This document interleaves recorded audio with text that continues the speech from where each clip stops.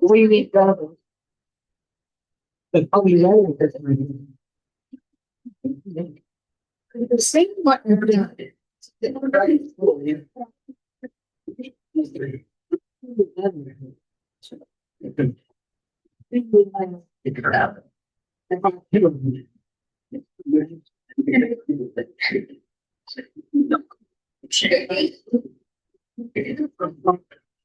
The one with his dog.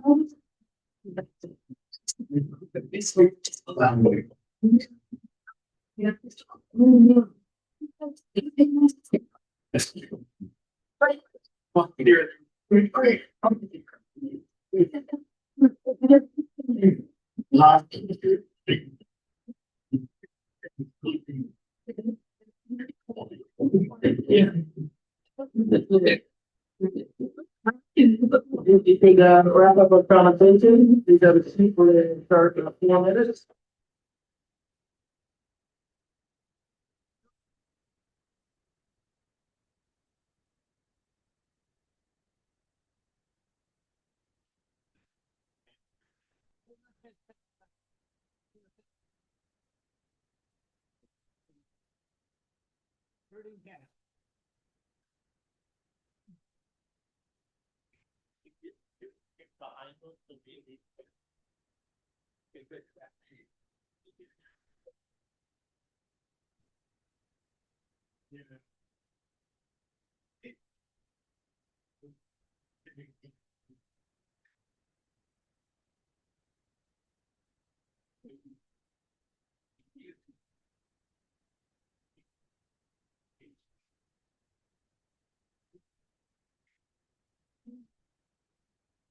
Hey, Carol. You gonna tell me?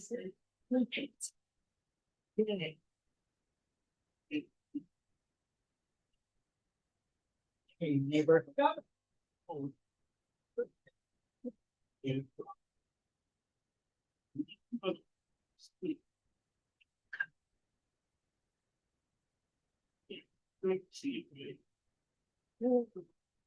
Neighbor. Yeah. Our block is so long to live. Block.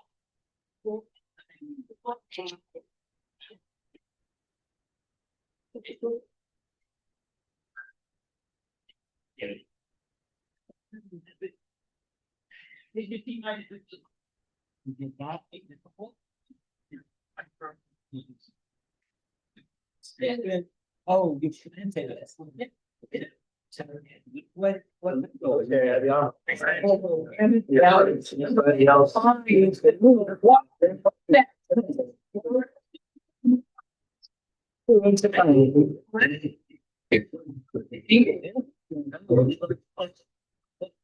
Western Red Sea. But you already kept one. So I did a study on all of them.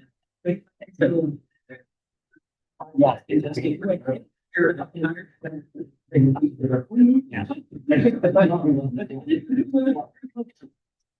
Perhaps walk on leaving there.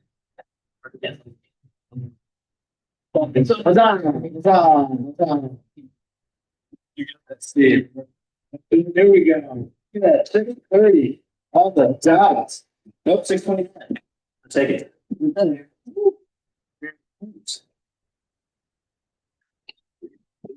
Take a big deep breath. And welcome to November 11th, Cully Association of Neighbors. My name is Aaron Polkowski. I am the chair of the Cully Neighborhood Association. Welcome to this new location spot for us at the NAO offices. We are truly grateful for trying this out. They are helping us out, and we hope to help them out even more down the road as we build more community with our other nonprofits around here in Cully. So we're trying this out. Great turnout. I think it's a little more visibility. We can kind of get the maybe opinions at the end that are the latter part of the meet and greet. So we're going to run a little shorter today till 8 o'clock. We're trying that as well. We're trying to pack it in Some housekeeping, we will not have an official break as we had before. Please feel free just to get up. There's more water, snacks. The bathroom situation is. So if you go down the hallway and then at the make door, don't Close the door. lock. The door to the kitchen.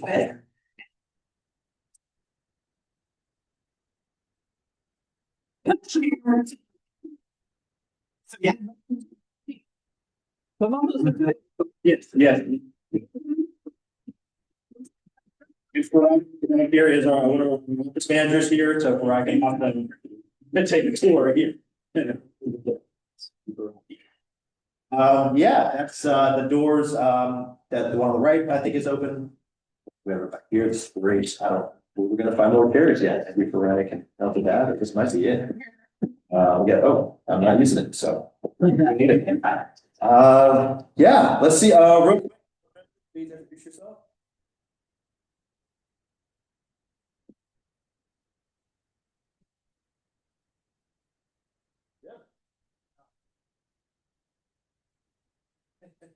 Chris Brown, member of board.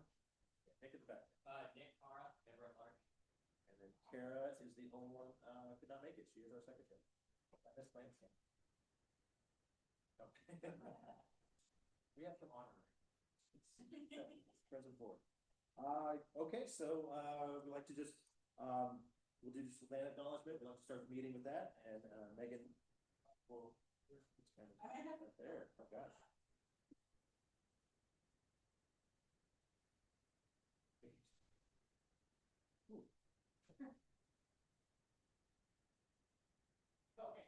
I might need to read it from down here.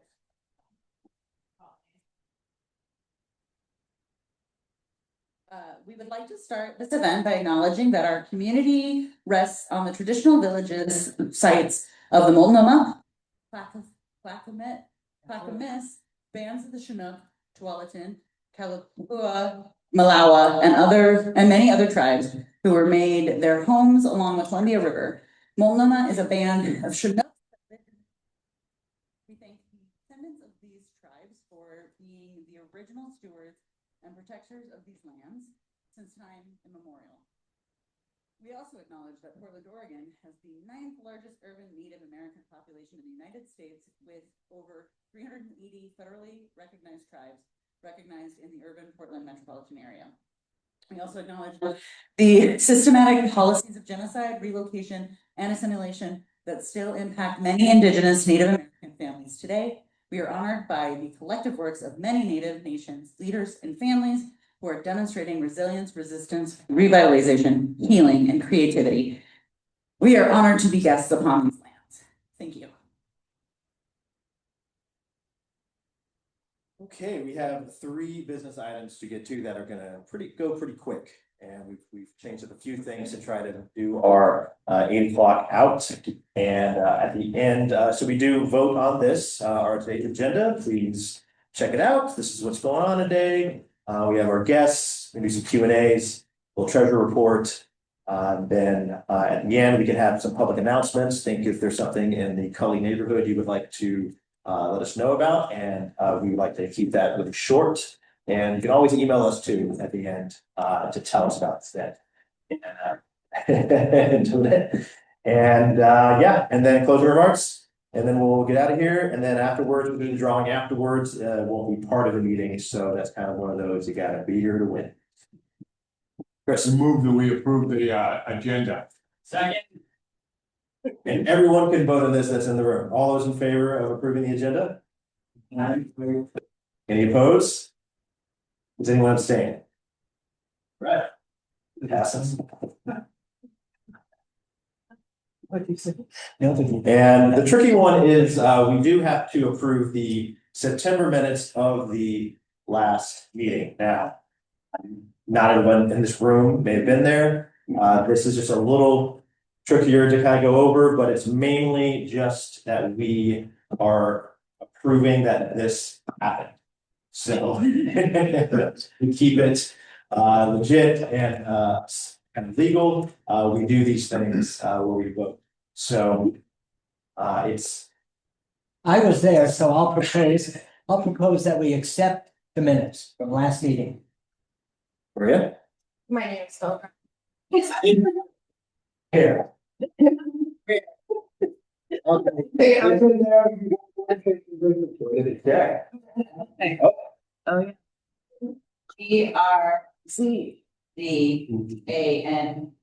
ERCDAN. Yes, and.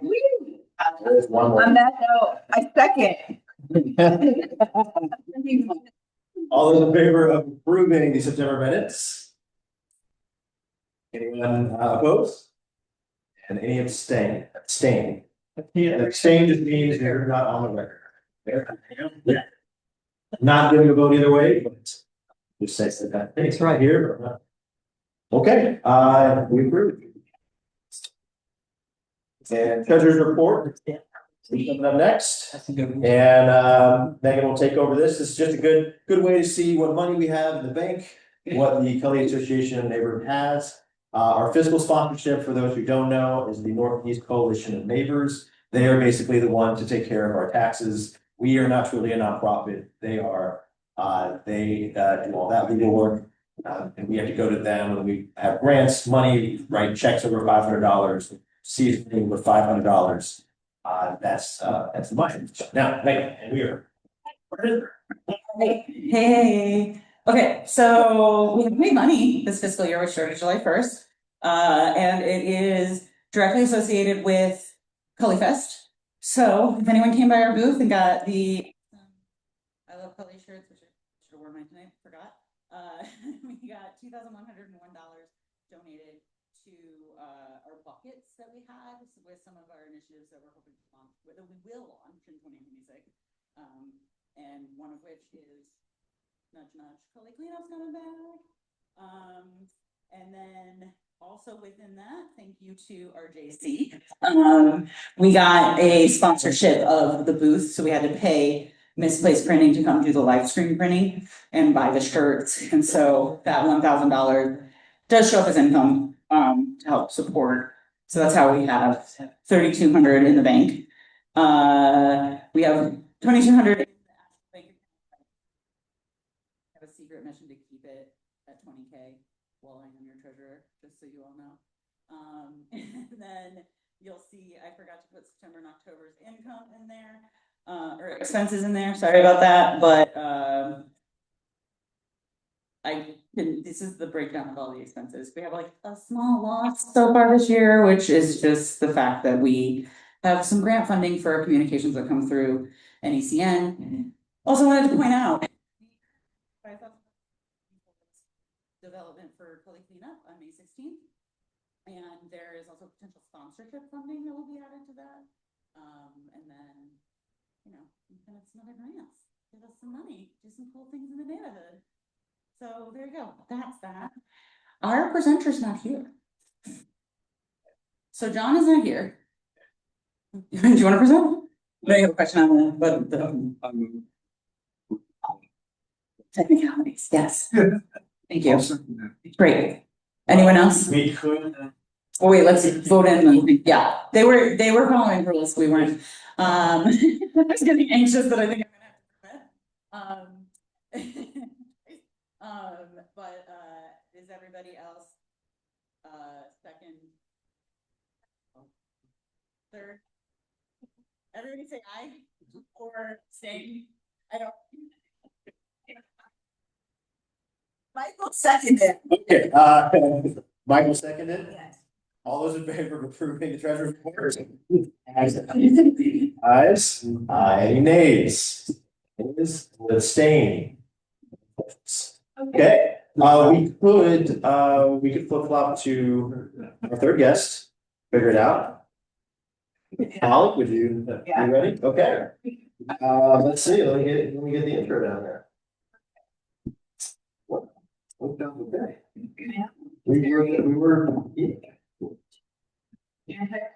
Okay, Molly, you last name. Hogan, Molly Hogan is here with Welcome Home Coalition and the Multicultural Intersectional Alliance in the Portland Metropolitan Region that uses its collective resources to build a movement for housing justice. Welcome Home envisions a future housing options that meet the real needs of people in our region. We strive to eliminate inequalities in housing outcomes based on race and class.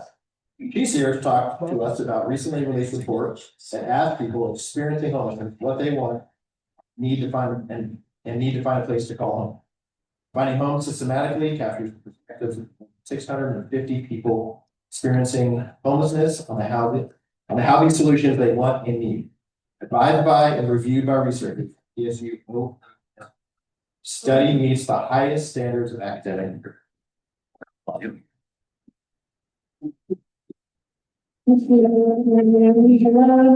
thank you so much for having me. Extra special shout out to Nick. Nick actually worked on this reporting project, doing our data dashboard as a awesome data visual nerd. Thank you, Nick. So Nick also invited me to come tonight to present. We're going around town. So if any of you are part of other community groups that you think would want to learn about this report and our effort, please spread the word. We're trying to get out there because nobody reads it over anymore, right? We threw a party October 23rd and had dinner and karaoke.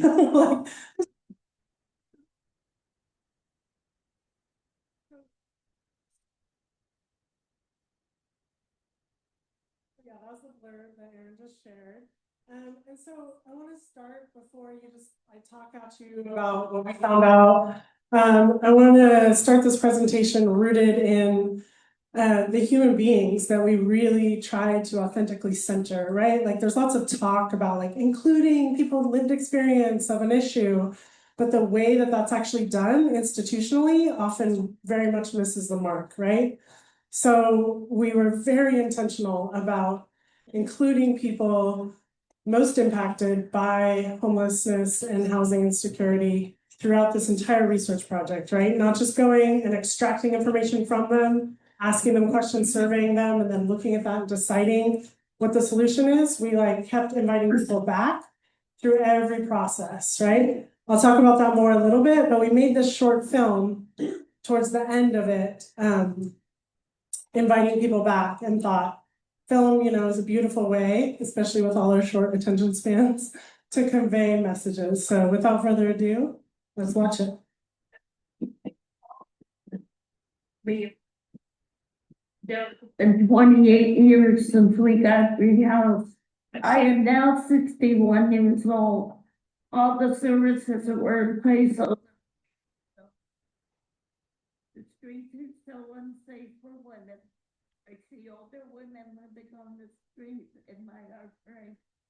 Out of control grid, lack of people caring has resulted in people in their golden years in a desperate survival mode.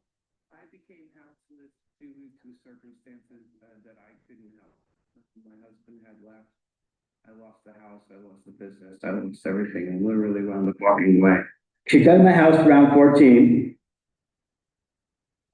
I never experienced having a place of my own. I was always couch surfing, in and out of shelters. When I first got to Portland, I took a chance and did the whole Craigslist thing.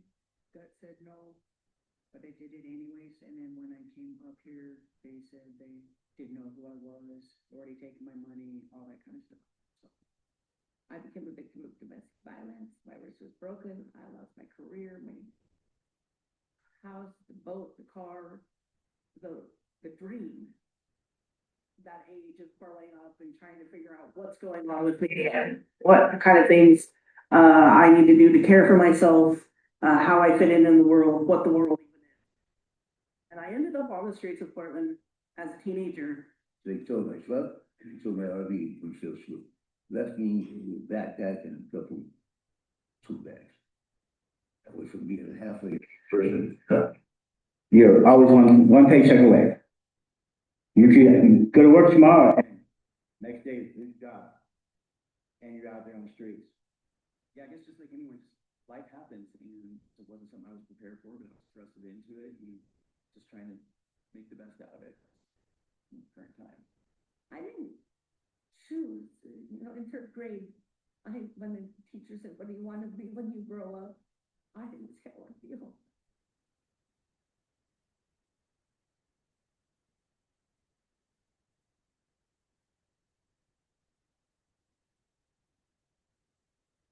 do we have, you know, a Congress full of men, full of white men, making decisions about women? Why do we have a Congress full of straight white men making decisions about the LGBTQ? We only get authentic results when you are dealing with authentic people who are going through the real and raw experiences. We're living in it. We know what it's like, and it's not like through pie charts or through different graphs or anything. It's actually lived experience, which I mean, I think there's no experience like lived experience. It's not somebody sitting in a glass window.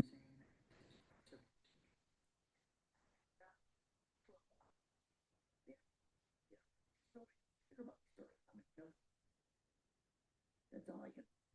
I'm a figure to them.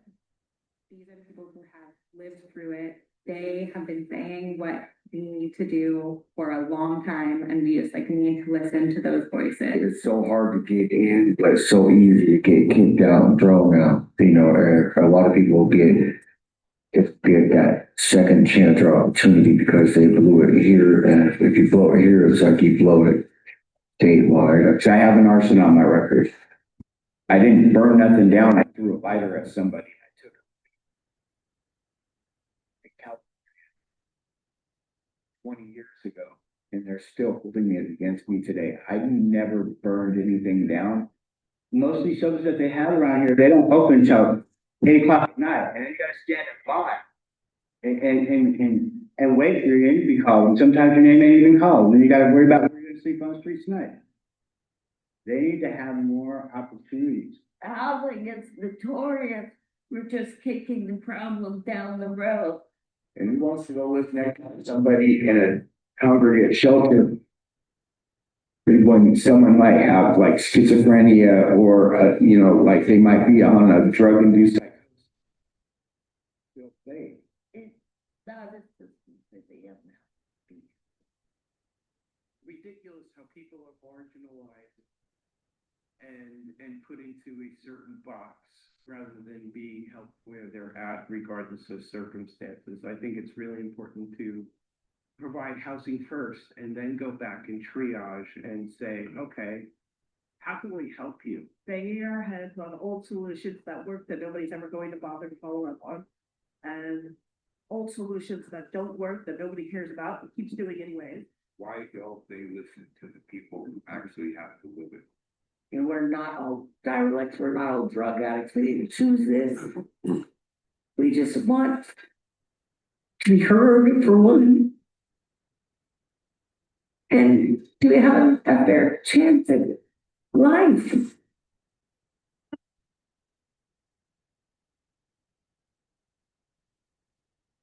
They can cultivate. I went through this outpatient program and it introduced me to two housing programs. One's called Home Forward and one's called Urban League.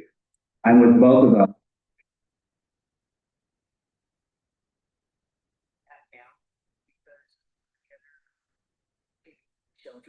Actually, said it was from Brandon, and that they were actually taking applications for. I have a year rent free. They pay for it. I don't know how that works. I haven't gotten that far into it, but I'm going to find out. So they pay my rent for a year. That's how we all kind of got housed, was that we were bouncing off of each other, saying this and no, I've already tried that, you do this, that kind of thing.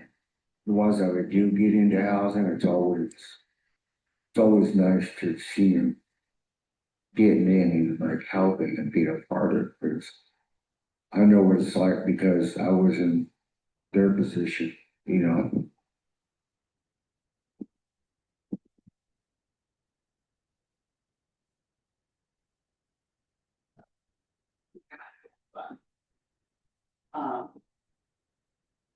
Also, the fact that like they're cute. We can make It it. was less than half the night. I don't know if getting in is probably gonna. It's okay. Well, I have a finding, but I think you get the point. I kind of just want to pause and like. What was the ending? I'm not gonna try to recreate it. Yes, that is available on YouTube, so. You go to, I will share later. Great. With, We'll do all. yeah, follow up, but you just. You just go to YouTube and type in welcome home, homelessness. I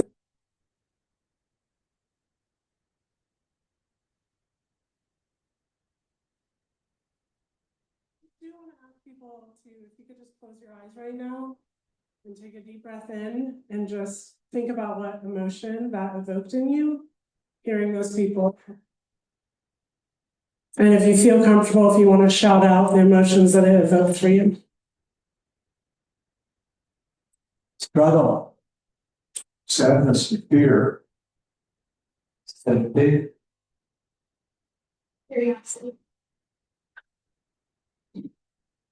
Solution. Anger. Awesome, thank you. I just like to not, just move on. Like we move on a lot in this modern life. And like, let's pause. Like, what's the point of us making a video, right? It's very emotional unless we kind of sit in that emotion for a little bit. So if you want to keep going, now I'm gonna dive into this research project, right? And I just like to start out talking about this, that I feel very frustrated as a person with a job, trying to do systemic change.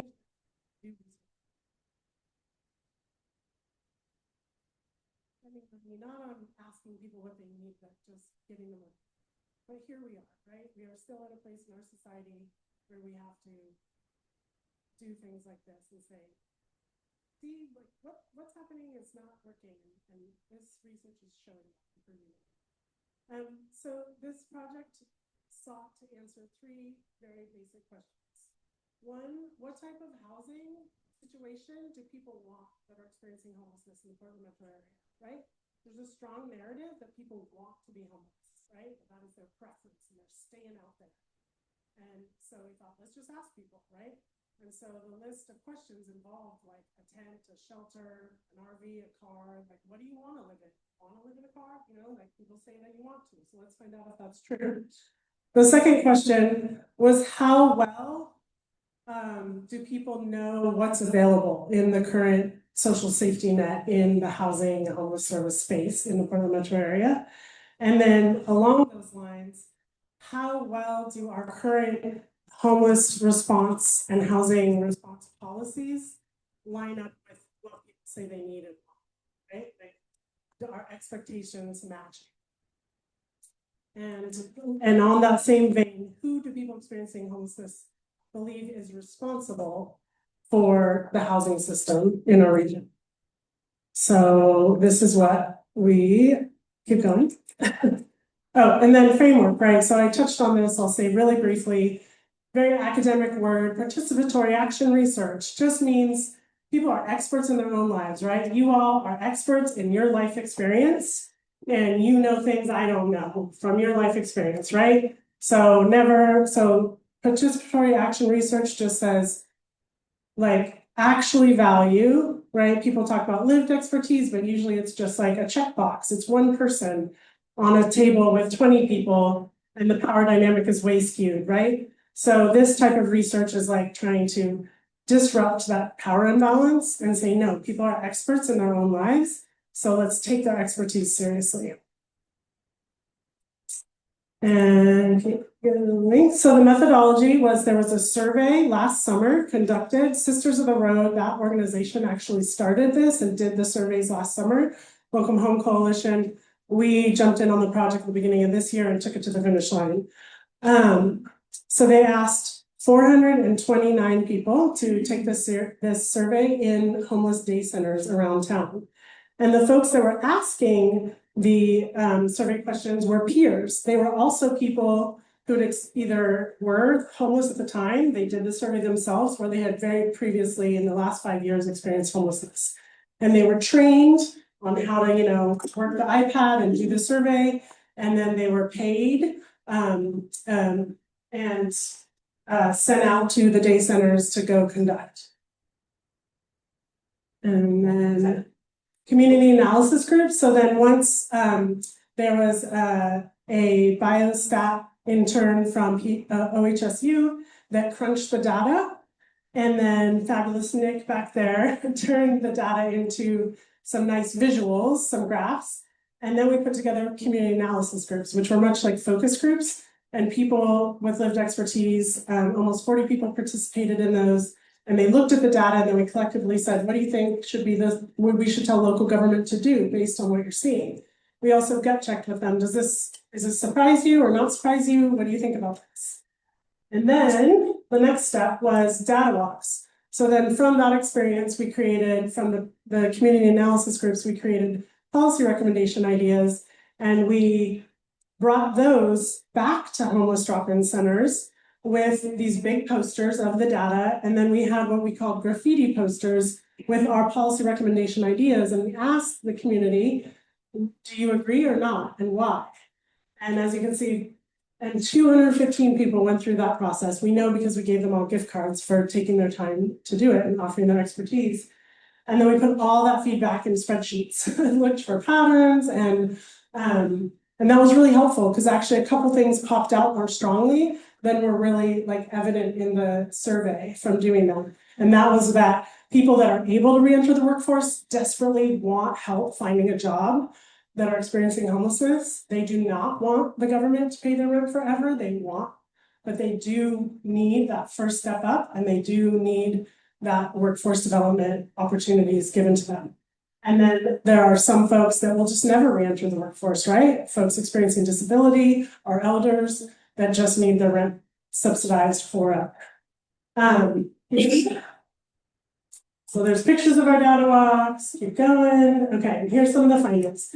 So this is where people lived at the time of the survey. So as you can see, almost 300 people lived either outside or in a shelter at the time of taking the survey. So these are the exact folks that City Hall and Multnomah County Commission that are always talking about these folks and making policy decisions about their lives without hearing directly from them. We'll keep going. Demographics. So we asked demographics question, right? Pretty typical in research. What's interesting is we disaggregated the survey results based on different demographic identity. And we saw little to no difference in the pattern of what people said they need, right? We disaggregated by disability experience, race, ethnicity, sexual orientation, gender. Basically, two big things pop out. Everybody needs money and everybody needs supportive people in their life, or that's what they want, right? There's big differences in them. So this question, people were asked to rate their 3 most preferred housing situation and their 3 least preferred. And as you can see, apartment, house, tiny home were the most preferred, and shelter, living outside in a tent or at a government managed pod, they call them pods these days, sites, were the top 3 least preferred. And yeah, is anybody surprised? Okay. Enough said. Something we thought was interesting is that people rated shelter and living outside at the same rate as least preferred, right? 277 people said shelter is least preferred, same number of people said living outside. So we're hearing a lot from our current mayor that he's, saving the lost souls by giving them a cot from 8 p.m. to 6 a.m. and that's what they want and need to be safe. Not what we are hearing from the people experiencing. So 91, there's also a narrative, right? Like I said earlier, that people want to be homeless. But 91% of respondents said they would move into a home.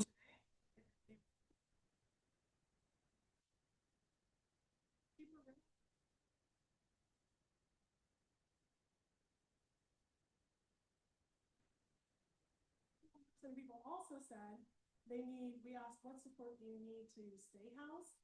And then top answer is rent assistance. So people either need cheaper rent or they need money to help subsidize that high rent cost. Right? 9 out of 10 people ranked rent assistance as the support they need.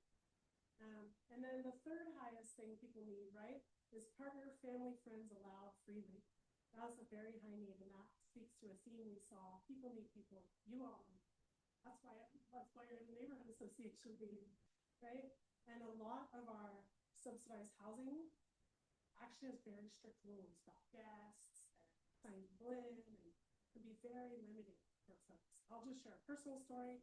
My mom actually lived outside for over a decade, and I remember when she finally got a subsidized apartment that I helped her from get into, she called me frantic after a week. She was so happy and excited. And she said, "Baby, I'm moving out. I hate this place. They won't let Billy stay here." And because her boyfriend had spent the night for a week in subsidized apartment complexes, you can only have an overnight guest for 10 nights a year. And so she was ready to leave. She was a 60-something-year-old lady, and she was ready to go live back outside with her partner. She would rather lose housing than lose her companion. And that is like the choices our system forces people to make. Keep going. We also ask people about deal breakers. So this kind of reflects to what I was just talking about. As you can see, the number 2 deal breaker is like having limited guests. That should have like having no partners allowed, having room checks, religious requirements, no animals allowed. Animals are a big one. People's pets can't live with them. And so it's just like, we ask this question because we want stably housed folks to reflect, like, would you accept housing offer if you were told that you couldn't have like your autonomy and your dignity? Is that, good question to ask yourself. Keep going. When we ask what do you think the government could do to address housing and homelessness, most popular answer is more housing options. And the second most popular answer was listen to people experiencing homelessness to create your policy responses.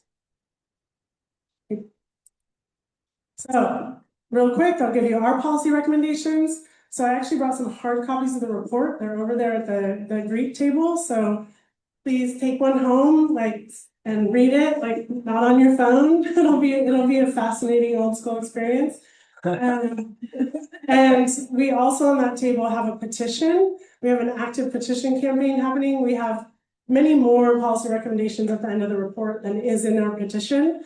But for our petition, we pulled out 3 very clear ones. And we already have over 1,500 signatures. Our goal is 5,000. And we're going to deliver it to City Hall in Multnomah County, December 3rd and December 5th, because December 1st is the mayor's self-appointed deadline that he's ending unsheltered homelessness. And so our petition action is to say, hey, it looks like you didn't. Can you please consider not spending millions and millions of dollars on expanding congregate shelter that, if you've heard in the news, are largely empty, and instead spend money on things that we know work: rent assistance, peer support, recovery services, workforce development. These are the things that people are asking for. So first policy recommendation, direct housing stability support. We also really need to focus on eviction prevention funds and stop people from losing their housing. Over 90% of evictions in Multnomah County are for non-payment of rent. And if we just spent, it's a way more better return on investment of your tax dollars being spent to give somebody $500 a month to stay in their housing than let them fall into homelessness and then pay to try to get them back out of that homelessness. Next one. Support services and human-centered approaches, kind of what I've just been saying this whole time, right? Make sure that we often hear housing first doesn't work, housing first doesn't work. We don't do housing first, y'all. Like, housing first involves support, really supporting the person. And often those supports are not funded and then are not happening, right? Housing supply and affordability initiatives. So one of our petition demands is about acquisition. There's a crazy phenomenon happening in the real estate market right now where private developers, in the last 10 years, built all these beautiful big new apartment buildings. They're charging $2,500 to $3,000 a month for those apartments. Nobody can rent them because there's not enough people making that kind of money. And so they are trying to sell them. And if we could use our tax dollars to buy them and have them converted to rent restricted apartments, we could quickly increase the supply of more affordable apartments in our city. So we're saying, please do that. And lastly, but definitely not least, we say, please more authentically include community voice in governance. And that means including people with lived expertise in budgeting and planning processes. And I think I'm probably out of time. You can just keep going, key takeaways. I feel like I said that. This is our call to action. Please sign the petition. If you're interested, like, please approach me after and say, I want to do an event. And, you know, bring petitions to, even one lady's having a house party next week. So like nothing's off the table, right? We also have an online digital petition. If you just want to like share the link and do an email blast to your friends, that's very helpful. So that's all I've got. Thank you so much for having me tonight.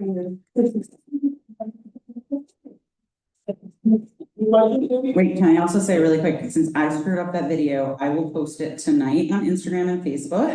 And if anyone isn't on either of those platforms, you can now email us at info@cullyneighbors.org or meg@cullyneighbors.org or treasurer at, and we can share it with you, so.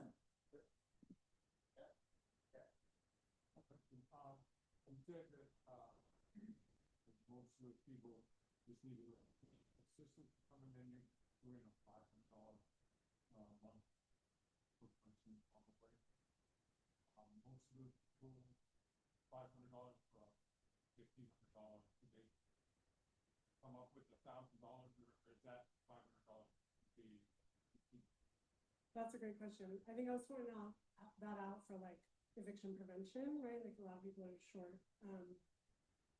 Rental subsidies. So for example, well, it depends who you're talking about, right? We have a lot of elders living on fixed incomes. The average social security payment is around $900 a month. And yet we have apartments, you know, studios average around $1,200. So, you know, depending on how much you want them to cover, subsidize half of that, more than half of that, right?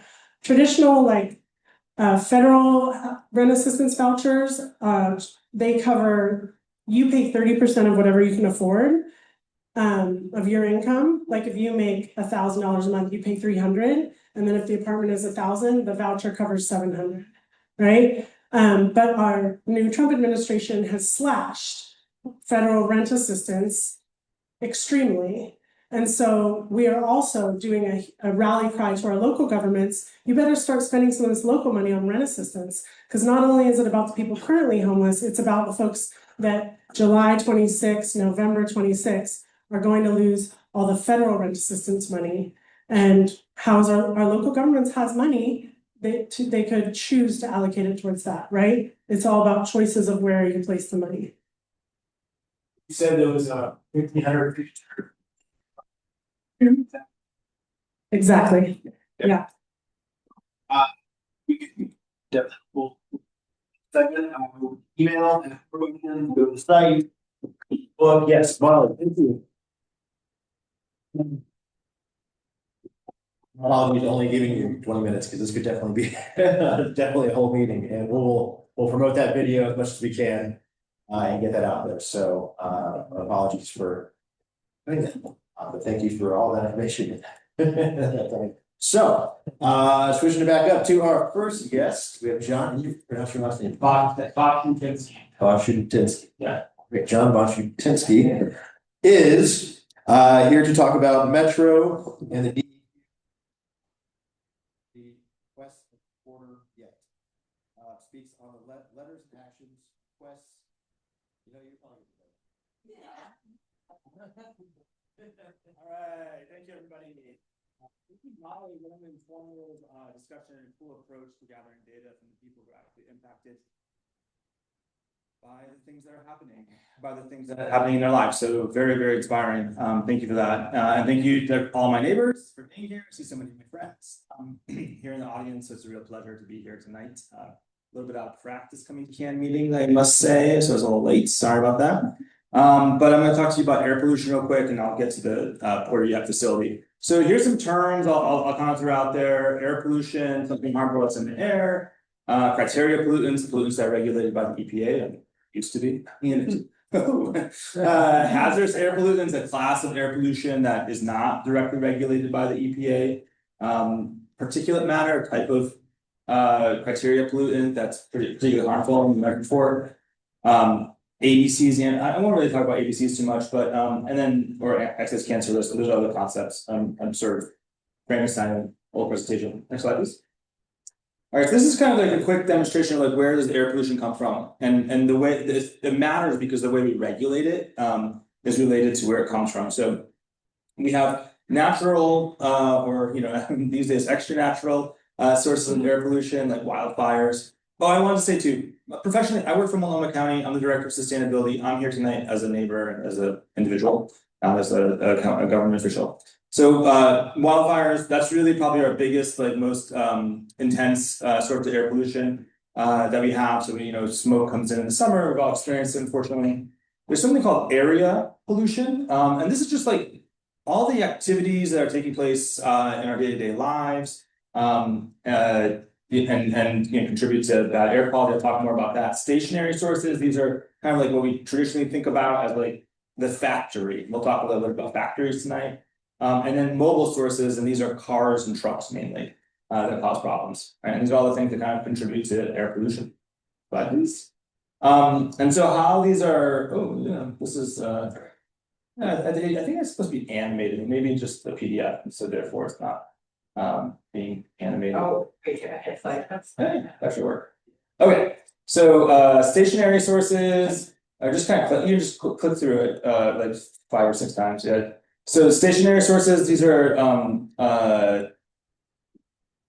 like our factories. They're regulated with technology standards from the EPA. So the EPA says like you have this kind of factory, produces this kind of pollution, you need to have this kind of widget, and then DEQ enforces at the local level through granting permits, doing inspections sometimes, and trying to make sure that technology standards be applied. Mobile sources, there's new, like as a vehicle a new vehicle rolls off the assembly line, it's supposed to get cleaner and cleaner through these emission standards. And then DEQ here locally has monitoring, they monitor air quality, but they also have our what's known as the VIP program, the vehicle inspection program, a very, very important program for maintaining the pollution controls. It does not cover like medium duty diesel trucks, like the pickup trucks problem, but we won't get into that too much.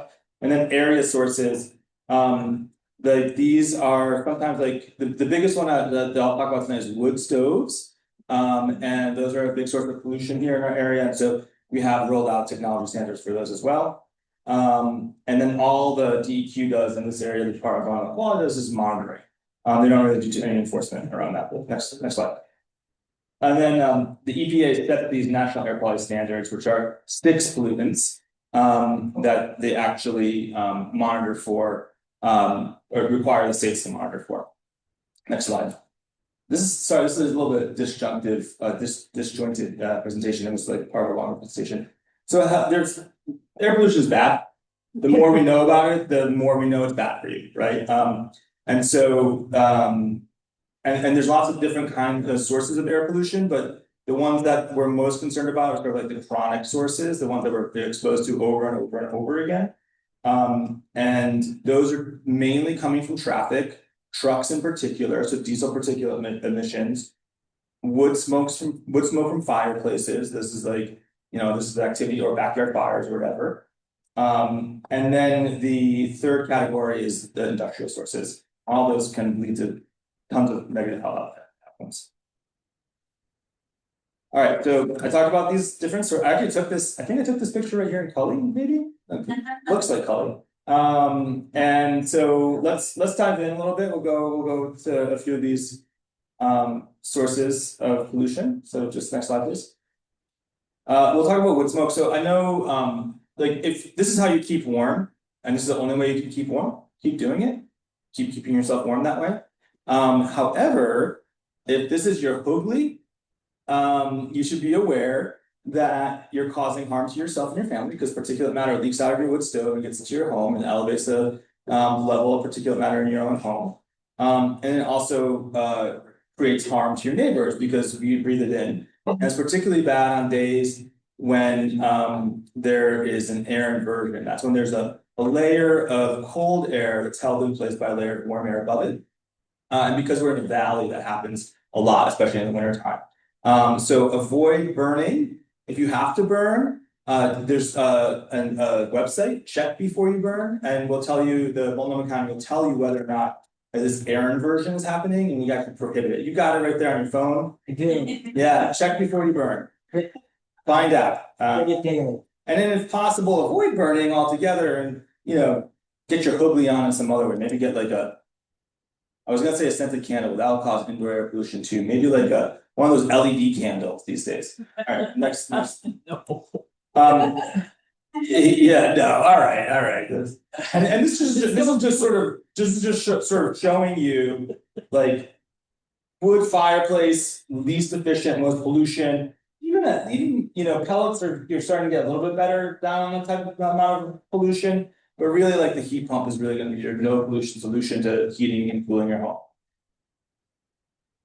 Okay, diesel. Diesel is really nasty stuff.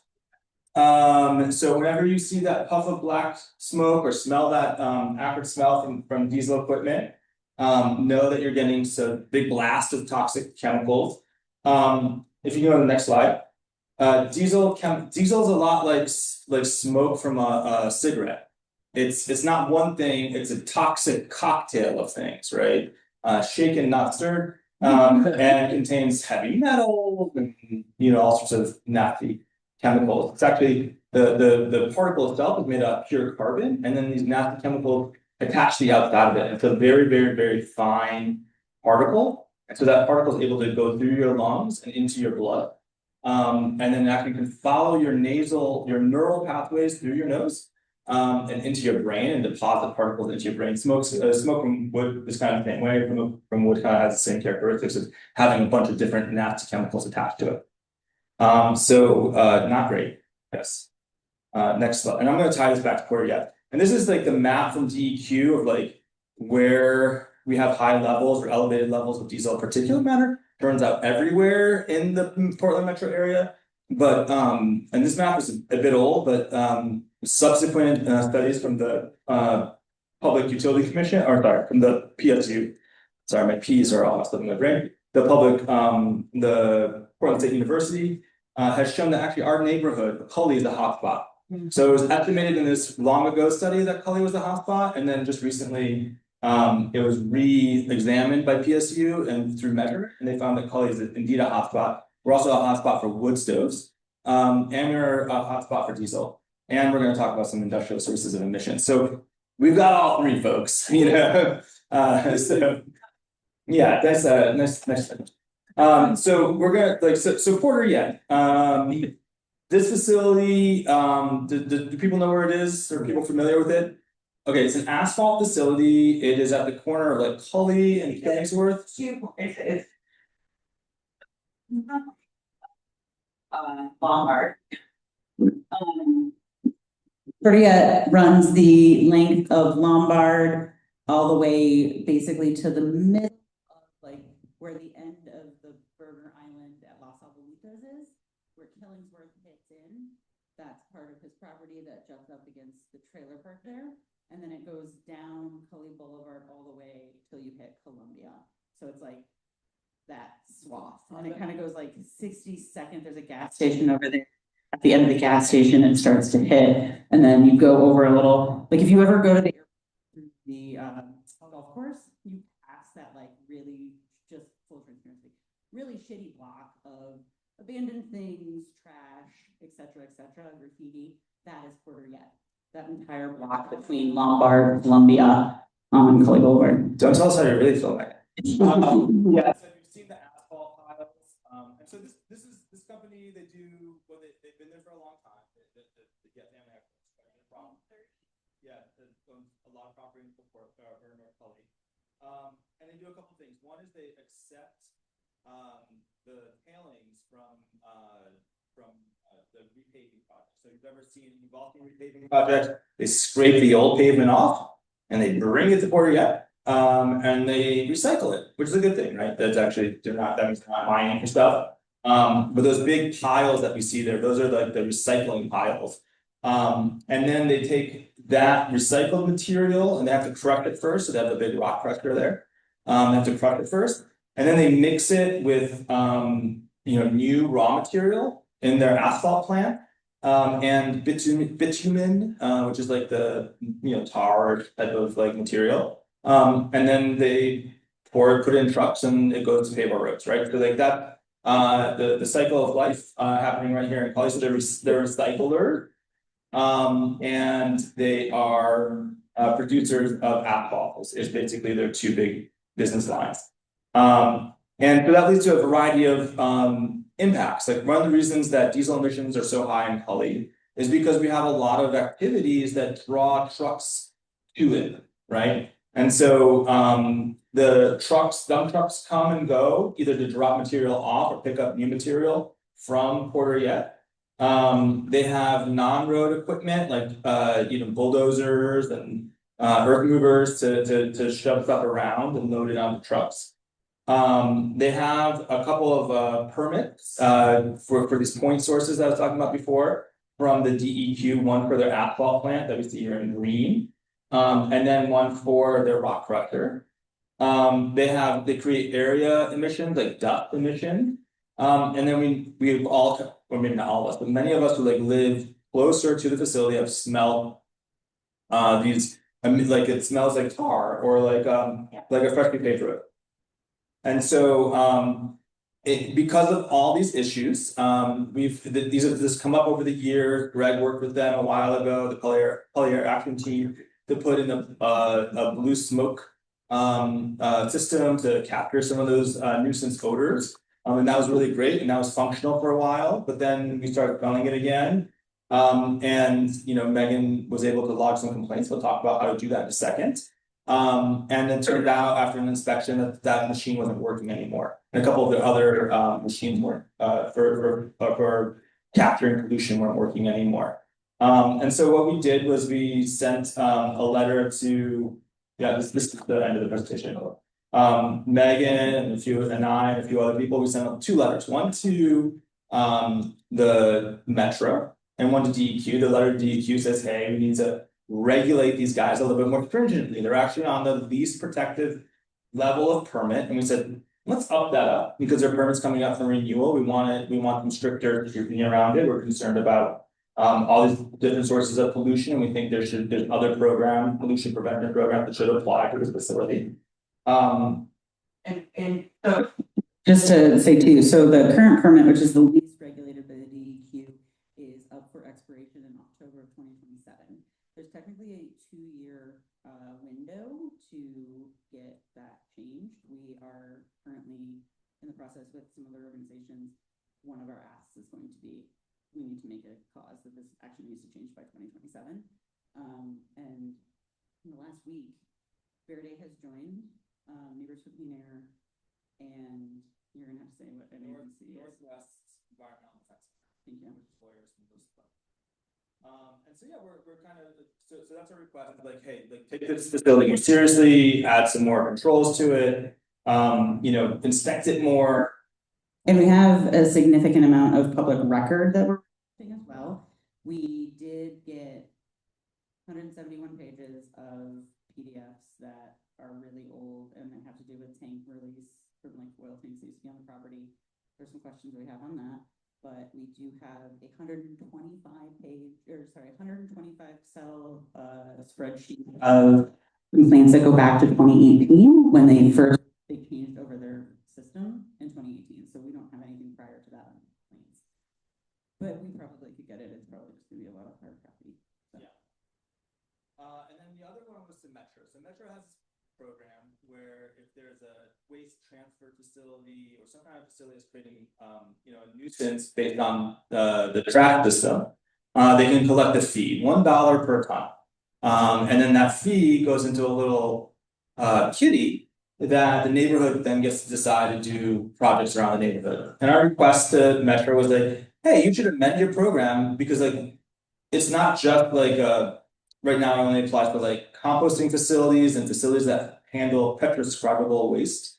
And then somebody's just gonna have to, if you don't know what petroscribable means, so ask me, but I think it basically means it can rot. So those kinds of facilities that might create nuisance odors, right? Are covered, but not recycling facilities. And we said, hey, you should apply this to recycling facilities because whether it's recycling asphalt or recycling tin cans or recycling paper, it's going to have an impact on the neighborhood. And we should be able to do that. this should be offset in some way. And so that's our request to Metro when we're setting up meetings. But I just wanted to inform y'all what's been going on and answer any questions, I guess. Yeah. All right. Plenty of time for Q and A. All right. Well, Danny. Okay, thanks. Yeah. Thanks for the presentation and both of you for your work. Porter Yet is the father who is deceased, and Steve Yet is the owner right now.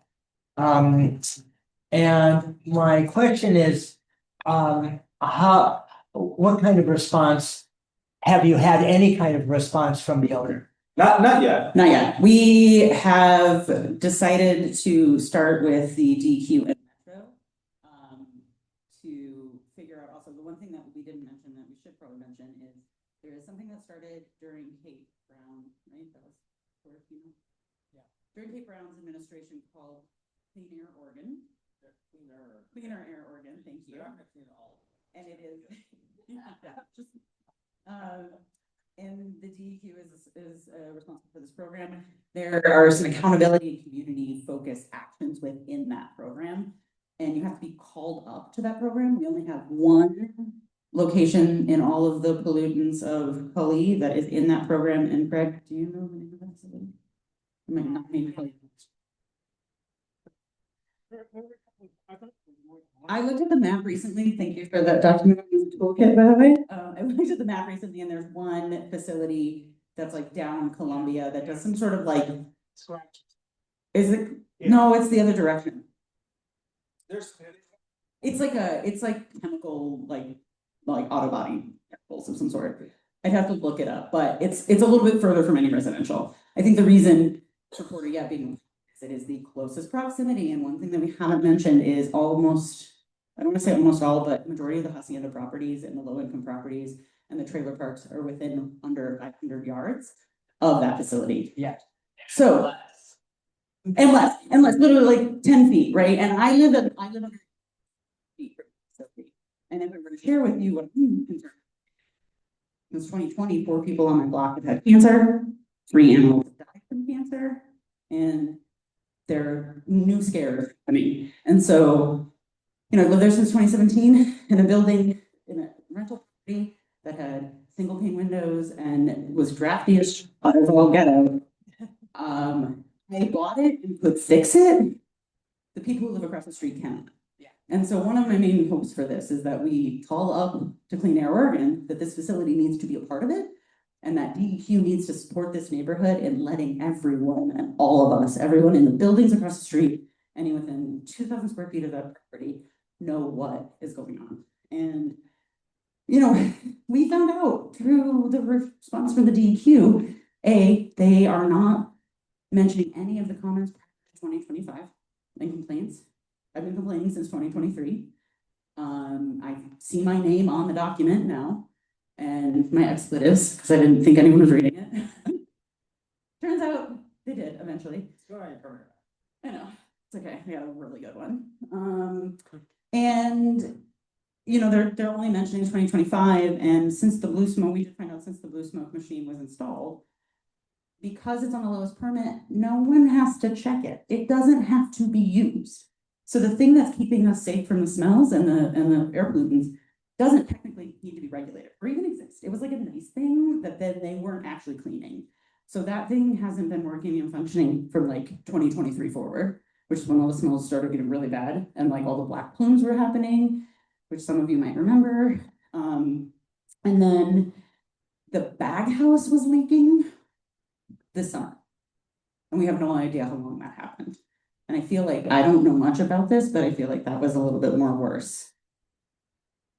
It's one of the filter systems is my guess. It's literally like these giant that are like that Keeping air flows through and then just.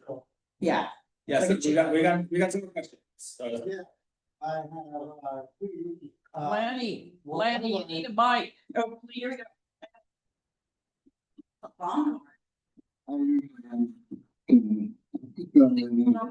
Yes, we have 2 problems. We usually have 2 sets of engines down on the blowing their horns. airport. On Saturday morning, they sent all planes up using afterburners.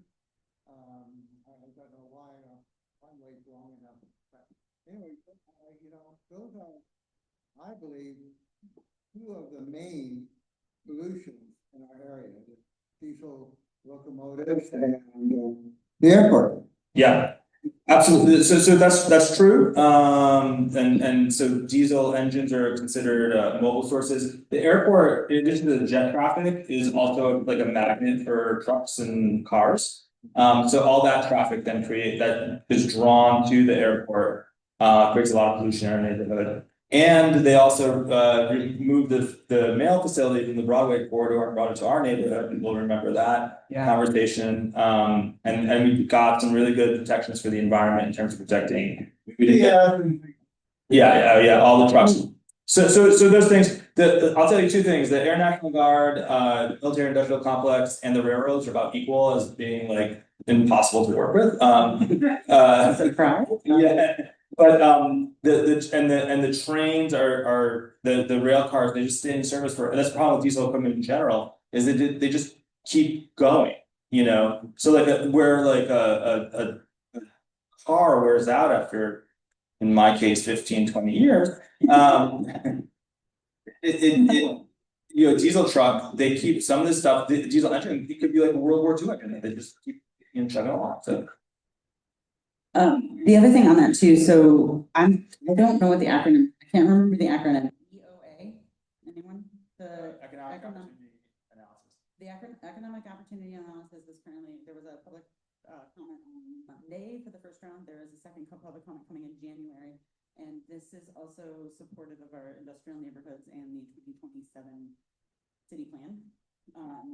And the desire for the city to have more warehousing district growth. I feel like that should be a whole other topic. It's a whole other topic that we will probably see in newsletters coming forward. So I want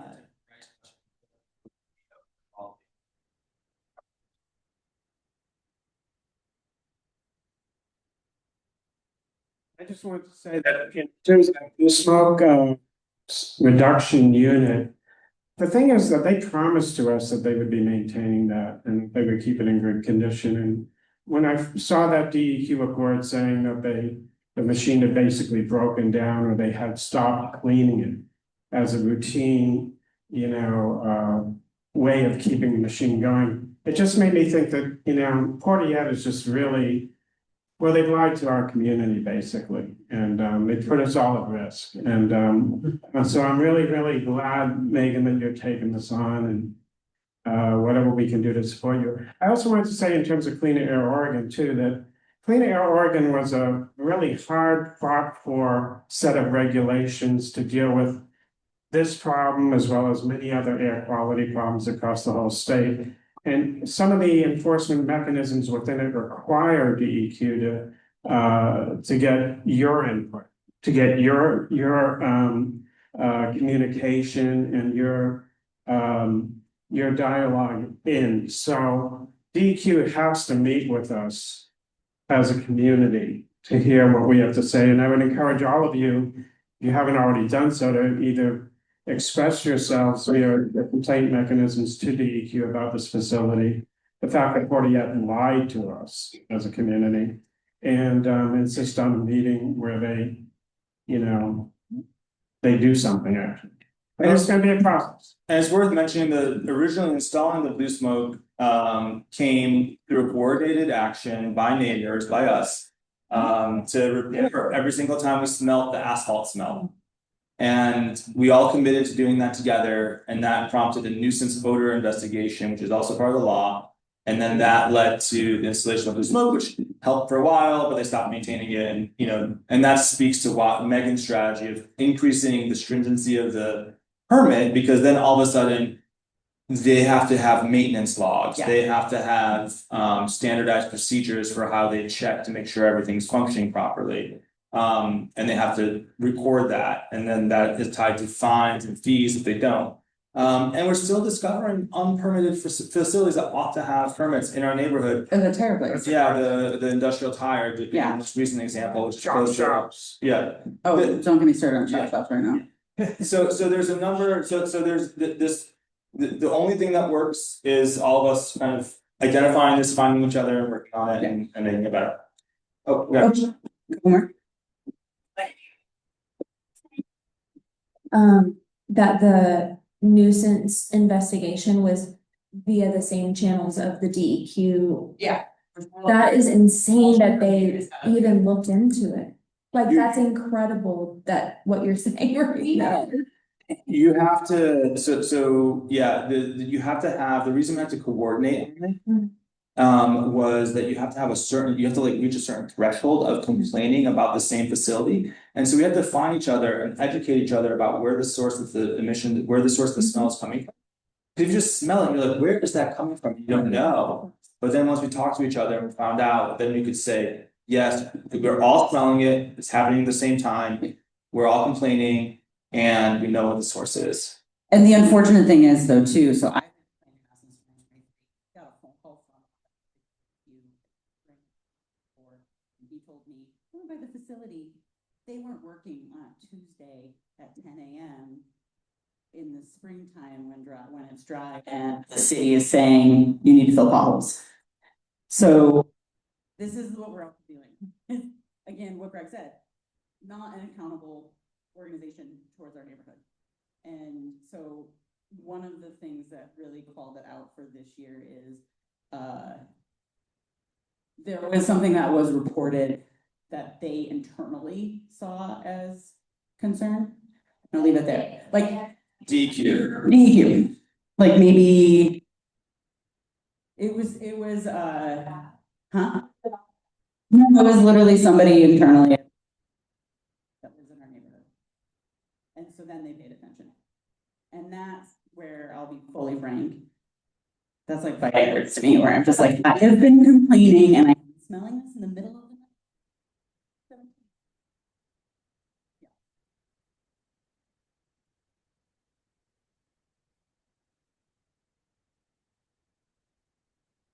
I feel like it's worth pointing out that when the smoke, it sounds like when the smoke heater went in, that we got good results. Yeah. Which means it's fixable. Yeah. And achievable, and presumably they still were able to make money with the smoke heater, right? So it's like, it seems like it's a thing that's, it's bite-sized and achievable if we can stay on them about it, right? Yeah, it's really solvable. It's a great point, and one of it is they have to have protocols in place to like maintain it, just like all of us would have protocols to take our vehicle in for an oil change. You have to staff that just for an industrial site like that, and they make money. They have no problem making money. They've owned that facility since 1930. Yeah, so it's not like there's like and they own more than that. They own the lot next to Sacagawea Park. They have owned stuff along Lombard that they have tried to turn into diesel facilities. Like they own a significant amount of our neighborhood as well. Okay, so we gotta.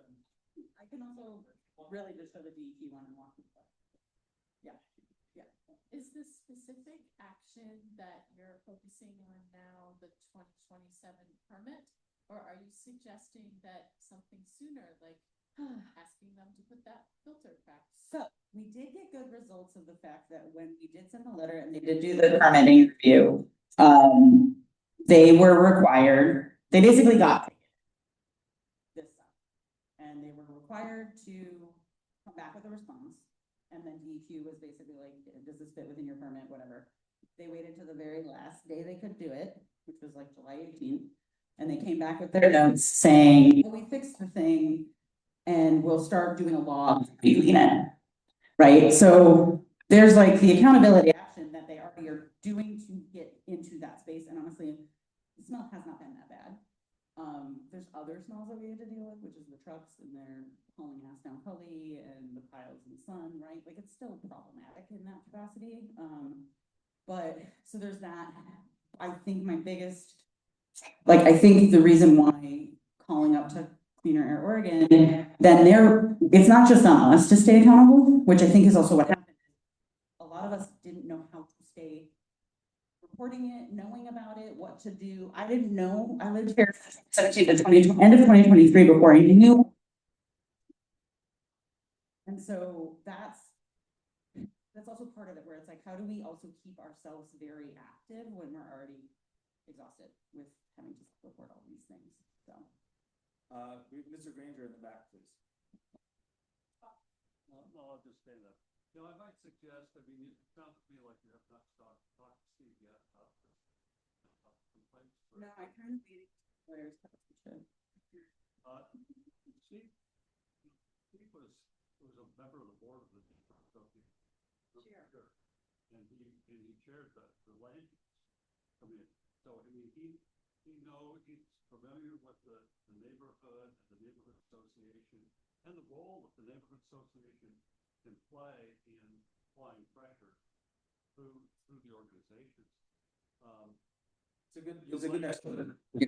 You might want to invite him or we as a neighborhood association might want to invite him to come and speak to us about his facility and what he's doing, which would not be out of character for a lot of the action, air quality and other quality of life things that he helped chair when he was at the neighborhood association. We had issues before with Boeing for their planning facility, and of course, other ones. So, just that might be a thing to do. I think there will be a community meeting for sure. I think so like getting involved, they just joined on last week.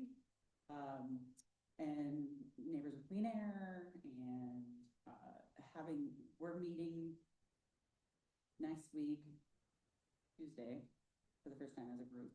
And then I think we'll figure out what the next actions are. I am hoping that within the next month, we draft a response that we give back to DEQ, and we are going to, ideally when the holidays are hard, so ideally we're having a meeting with them by January. And whether that becomes a community meeting or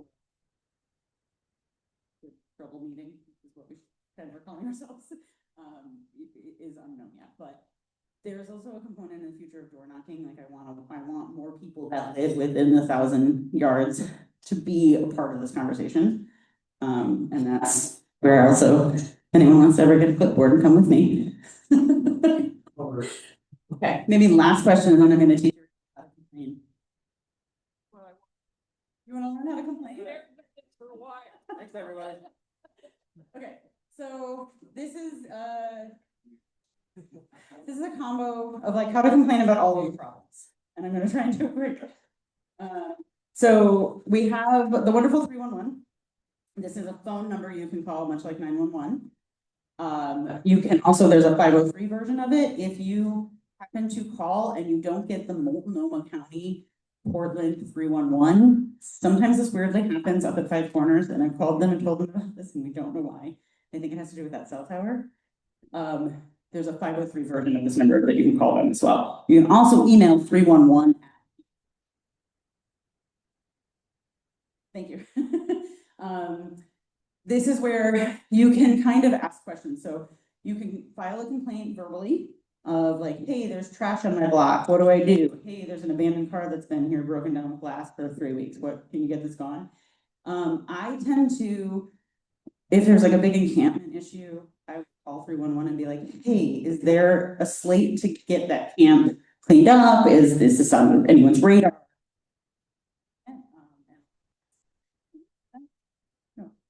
Central City's Concerns was there last week, and they'll tell you what's going on as well, which is really great. I told them with like random things of like, I don't know.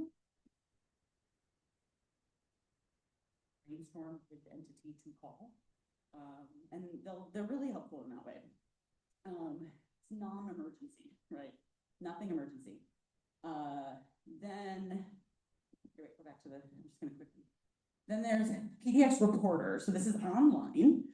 And it's a slide that we'll get to. The PDX Reporter, you can go and you can report a bunch of encampments there and things and all sorts of stuff. Rib Patrol through Metro, which is where it's people are legally dumping things. Code enforcement, which we can talk a little bit about that. And then the smells complaints through the DEQ, which we'll talk about that first, since we just did this whole lovely jam. I might need to sit here. I'm gonna kick you out. So Okay, do you want your phone? So the website here takes you to the DEQ sponsored website. Very verbose, lots of things. You don't have to read all of it, but you can scroll down. And here's your online complaint form in both English and Spanish. And when you click on this, there's a series of questions that you kind of basically just have to say no to. What is that? Sorry, I never saw that loading screen before. And is your concern an emergency relating to a spill of oil? This is where you want to say no for air quality. This is also where, like, if you are complaining about a spill, there's actually a city form to complain about that one, because they'll come respond to spills faster than the DEQ. The DEQ is really kind of just holding this there for, like, as we said, until there's like a mass. So you click through. It's not Lane County because we're doing this through Multnomah County. It's not indoor air. This is exterior, outside only. Is your concern about residential issues or of illegal dwellings or abandoned RVs? No, because that form would be in PDX Reporter. Oops. And then, is your concern about odors from hemp or marijuana? No. Is your concern about smoke or burning? This is a funny one, say no. So if you are reporting a pollution smell, even if you see smoke, say no, it will not let you continue the form. And it will try and tell you you have to complain somewhere else. So just keep going. And then, do you want to keep your contact information confidential? I don't, I'm all over that thing. It is fully redacted, though I will tell you in the 120 complaints we have since 2018, there are several redacted. So that's where somebody said no. But for the purposes of this, I'm gonna say no, so I don't fill anything out.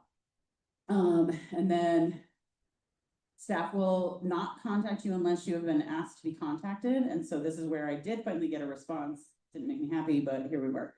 And then the date of the incident, and then you go through all of these steps of really formally complaining about the thing, right? I will say, if you are seeing, I started having to drive over there or walk over there with my dog and take video and footage when he told me no one was working on a Tuesday morning. And then you can upload that in here. So they will see, hey, here's the giant 7 trucks pulling out of the facility at 10 a.m. on a Tuesday. So those are fun things. And then the location, the address is 49. Oh, I thought I could totally remember it. I can't.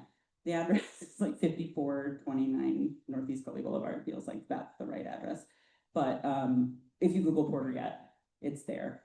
And you can link to it. I think you can even like Google map it. And then you can put who owns the property. Stephen yet. And then if I were to fill this out, I think there's a next page where you can do the uploads and stuff. And it's pretty straightforward after that. If you're like, I don't know if this is the asphalt smell or just like the smell, right? Because like air travels super weird here in the gorge. I mean, I always say it's like, hey, somebody's tarring a roof, but I also lived in a lot of cities that have flat roofs, like New York and Chicago. So not a lot of people know what that smells like, but it really is like if you ever like are playing in asphalt in the sun, you can smell the like off gas sometimes if it's a new road. And then so if you're smelling other smells, you can also report other smells here too. Does not have to just be this asphalt, right? Like it's all sorts of things. Like the tire factory on Killingsworth, they off gas, right? Like those kind of things, you can report it. So that's the fun with the DEQ. Also, I should preface too, you can email me if you want to be a part of the cause, talk more further, any of that stuff at meg@cullyneighbors.org and get a hold of me there. So that's the DEQ fund. 311, here's the phone number if the 311 dialing doesn't work, and also the email address. And this is, discussing issues with a dispatcher. You might have to wait a minute and be on hold, but they have started telling you what line number you are, which is nice. So this is the one that I call while I'm on my way to work and there's trash in the center Boulevard. And I don't have time to go to PDX Reporter, but I'm like, hey, you want to get somebody over here? Yeah, I reported a dead deer. Ooh, Yeah, through 311. I reported a trailer this morning, which was fun. And I was gonna report some trash in the bike lane on Cully Boulevard, but it might be gone by now. So this is PDX Reporter. You do have to have a login to get in here. I don't know what that does. Like, you don't get a record of all the complaints you had. But you can link on every single one of these to get an online form that's very straightforward, explaining how to report these said things. You'll find if you go put abandoned auto, there's like a question of like, is somebody living in there? And they'll tell you, this isn't your form. You have to go to campsite reporting. And so there's like some nuances much like that on those forms. This is also where you can put pictures of the issue. And I did find out, I thought you had to, and then I found out you don't have to. Images are not required. So, and then this is weirdly, you can fill out this form. This just goes to the email, the 311 thing. So, Rid Patrol. This is through Metro, and this is illegal dumping, which we get a lot of, by me at least. And so, for instance, this morning, no, since Saturday at 2 a.m., somebody dumped a trailer of basically, I think, an old RV at the end of our block, covered in tarps. It's a hot mess, broken down trailer. I reported it through Rid Patrol, and it's gone. Yeah, they're today, fast. right? So they're really fast. So if you also like, if you see like, if you're ever done going down Cully Boulevard, some of the apartment complexes around there, people are moving out and they'll like put stuff on the curb for free, and then it ends up in the bike lane. Like, you can in that instance call 311 and say the walkway is obstructed, the bike lane is obstructed, and then somebody will respond faster because they don't want accessibility lawsuits. But if it's like a pile of trash that's like growth and molding in the rain because no one wanted your trash in a free pile, you can call Rid Patrol and they'll come get that. Or if somebody does like have like two or 3 weeks ago, maybe a month ago, someone at 4 a.m. came down our street and just opened the back of the pickup truck and like dropped the contents of what I think was like a really gross chicken coop and tires and bags of trash. This was happening a lot in 2020 during the like civil unrest, and we were finding that Washingtonians were having a fun time coming and dropping trash because we're so close to 205. Yeah, so it's like, hey, no one lives over here on this unimproved road. So that's fun. So Rid Patrol is a really great resource. Okay. And that's for like just that cause of what I said. And then code enforcement. This is like really nuanced in depending on the code, like you gotta kind of know building code, but one of the things that this is great for is if your neighbors say bought a duplex that had low income housing, kicked everybody out, and then turned it to a legal Airbnb, that is a code enforcement issue. And you can report that property there, right? Say they also put a fence on what should be the sidewalk they refuse to install. You can also report that there, right? So like little code enforcement issues. Somebody mentioned shops earlier. So say your neighbor is like, you know, fencing illegal cars that are all part of like the spinner guys. And there's trash and glass everywhere, and they're constantly taking up too many parking spots, and it's just a hot mess. You can report that as a code enforcement issue. You can also check if there's spills, and there's another website where you can report spills. Oh, I didn't have it in here, sorry. It is on PDX Reporter where you can report those spills. So, and that's like gas spills, etc. So, and that was my entire journey. All this. How much of this do we already have on our website, the CAN website? We did have a huge list of resources that I put out, but they might be updated. They might be updated. Some. Yes, and that's what we want to, the neighborhood association to also have that access, have that resource. If you don't know, and Google, oh, well, let's Google Cully, we're probably one of the first things that. And we are constantly updating it, trying to get better at it, and keeping these resources updated. And so moving on with our last about 5 minutes here with public announcements. This can also be found. Our agenda is also linked through our website, and our next one will also be our next meeting, February, through the next one.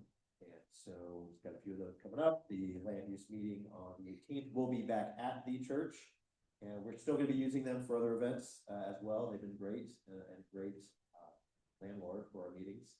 And then Cully Tip District update coming up. Please go to our calendar again, and we should have that updated and applications and flyers as well. Maria, yes. Survey, if you have already taken that, you can get a code of flyer on the way. And that survey is for The TIP district. The tip here. The TIF district action plan, which is the first 5 years. and the of community input on how this tip is going to Exactly. be spent. And there will be a really educational newsletter coming out from CAN. Living Cully has been sending that too, but we'll be sending that Friday. We're gonna do it Friday. And well, Living Cully is sunsetting. I'll explain it. It's like it's an umbrella of several of the like local, like Verde, Nea, Hacienda, and later on, we'll be having our big, we're not going to go into it now, but the Cully cleanup is coming back in May. We are going to need volunteers, we need a coordinator, there will be paid positions for some of these roles. We are going to start having more meetings, and please stay on our email list for that. Anybody in the room with a public announcement, a Cully public announcement? Well, Aaron. Yes, Debbie. Aaron, okay. With the Cully cleanup, there's a sign up. There's this sign up, right on the. We just put you into a specialized kind of email list. Yeah. Who are so that just lets us know that If you or someone you know is in the park on Saturday, Uncle Denny brought this for you to retrieve. You know who it is, let me know. Thank you.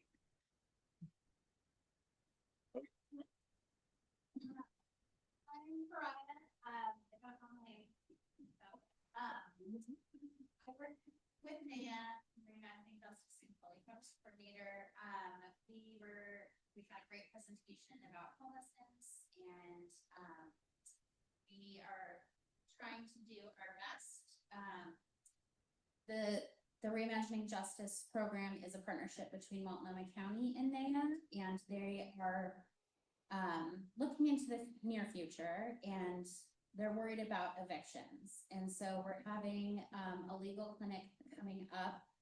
We're still trying to nail down the exact date and time, but it should be early mid-December. So if you know anybody that needs legal advice, we'll have accountants or accounting attorneys, immigration attorneys, eviction. And then we're going to continue with some classes about evictions where you can meet like the sheriff and talk to the sheriff about things, and bring other, learn about like what's the difference between a PS3 officer at PPE and a regular officer. So just some general information, but I'll be sharing that with everyone coming up. So you don't have a date or time yet? I think it's not exactly nailed down. So I'm thinking it's probably going to be December 10th. And we're trying to have it at Las Adelitas so that we can, give support to the community that really needs it right now. So, but keep an eye out. Time is not exactly. I know it's a construct, but. Yeah. Okay. No, I think we're gonna try to have it like early afternoon, maybe noon, just because it gets so dark so quickly in the evenings. That would be. Yeah, and if you'd like my cards, we can, Yes. I can let you know. Cause I know someone who's couch surfing and she surfed with me for a while. Yeah. If you can have to be really good about making sure all these things are getting on with Cully, your site, as well as I'm not avoiding the internet people can do. And then one other quick announcement, we're getting ready to do another round of focus groups for reimagining justice. And we're looking for all kinds of demographics, disability, elders, African-American, Somali, just all kinds of different demographics. And it is a paid focus group. So if anybody is in need of a little extra cash or would like to participate, because you love your civic engagement, that'd be awesome. Okay, thank you, Mariah. Yes, if you have, events coming up, please email us, engage, Denny, just a second. Okay. And then, please tell us some of the Cully event going on and we'll put it on calendar. We have about 1,700 people on our email list right now. And, it'd be great if they all showed up tonight for that. This is awesome. Wanted to ask how this space feels doing this. We plan on doing this again. Yeah. Probably in February. Great. And then on that segue of February, we're always looking for topics, what we can do, what's important to you, how you want to engage. I cannot do it on my own for sure. It's definitely not my forte to come up with what these meetings can be, but I do enjoy trying to get them going and putting them together. So please, engage whatever's on your mind, and we'll try to fit as much as we can in an hour and a half. But these meetings are not to solve our problems, it's to hear about what's going on. Yeah. To ask and then to meet folks who can solve those problems. So remember that when we come to this, that this is a chance to hear what's going on and then engage further down the road and learn about other nonprofits that probably have bigger ways. And we have the power of people, but we need the people to do that. So Danny, you got 15 seconds. 15 seconds. You probably have noticed. Oh, Cully. You get Okay.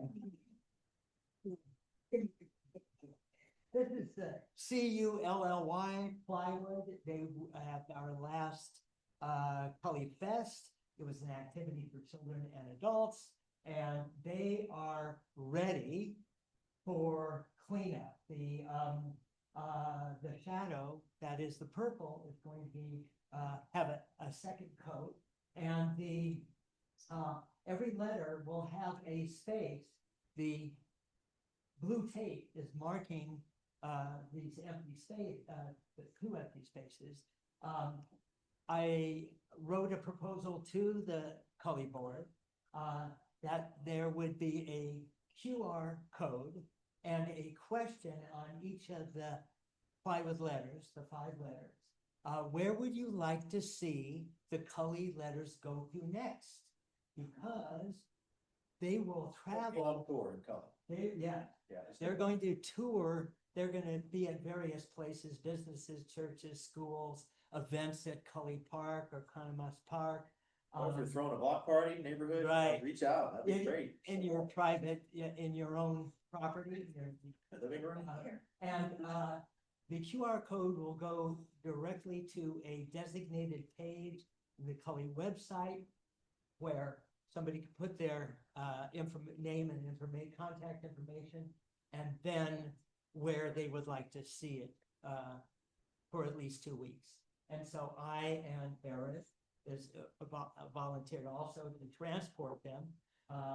And it is a pride of Cully, and it's a popping up. So I'm really excited about doing this. And more to come. Right. It's not cleaned up yet.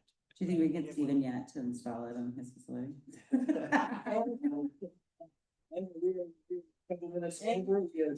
The Cully board is considering liability right now. Oh, yes. With yes. CCO. Yes. Okay. Okay, well, and then we're gonna adjourn the session, but right after that, we will pull a number for the tickets to this show. So. I make a motion that we adjourn. Seconds. Oh, and that. 6 seconds. All in favor of adjourning the meeting on November 11th, 2025. Aye, nays. Nays, abstentions. All right, it's approved. And Jeff, what is our number for our tickets to Anna Landscape's Depth of Expression? Yes, this is not gonna be in Beaverton. This is just for the Green Bay High School. 159 609 5.